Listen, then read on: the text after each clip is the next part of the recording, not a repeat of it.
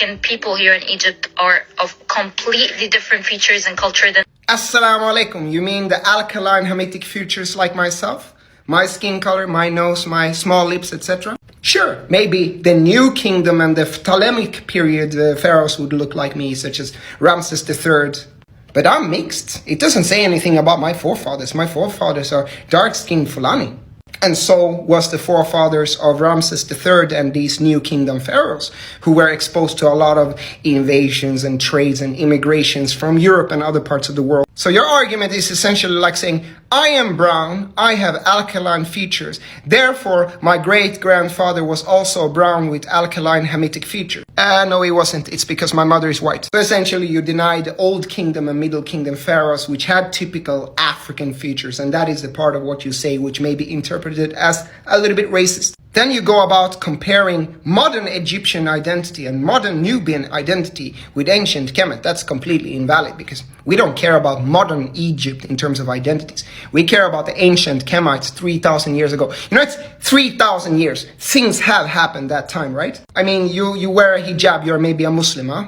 Where the ancient Kemites, Muslim and wearing a hijab. Just trying to prove a point. That came with the Umayyad invasion when Sayyidina Usman got assassinated and the Umayyad cousins took power and invaded North Africa. People migrate tremendously, huh? Look at Dubai today. Most people in Dubai are immigrants. Look at New York, filled with immigrants. Amsterdam, filled with immigrants. The entire North Africa is filled with immigrants. I mean, the true people there are the natives. What do you think has happened to Egypt the last 3,000 years with invasions from Assyrians, Persians, Phoenicians, Romans, Greeks, you name it? So this argument that that land and nation that you today call Egypt has always been like that is completely false. Some people cite the 2017 DNA study, which actually doesn't say what people say it does, because I read the study in the Nature journal.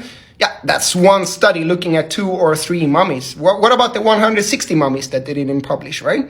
What about the 1990 study that nobody talks about that showed sub-Saharan in the mummies? What about Sheikh Anta Diop's tests and so on? So you cannot just take one study and point to something. Yes, sure, there may be people in Egypt today and Nubia today who are direct, distant descendants of some pharaoh. I mean, there would have been many people in ancient Egypt, but since people have migrated there for the last 3,000 years, you can have people in West Africa also are descendants of them. You can have people in Iran who may trace their lineage back to ancient Kemet. I mean, people move. So this kind of argument, let's assume that people don't migrate. People are static only in that geographic region. They don't move. There are no wars. There are no changing of people. It's completely historyless. It's a naive argument that can be disproven as simply as just looking at your random city in Europe today. And the idea that just because I have alkaline Hamitic features, my fathers also had Hamitic features, that can change in 1 or 2 generations. Or the argument that the Egyptians today have some kind of proprietary right to history.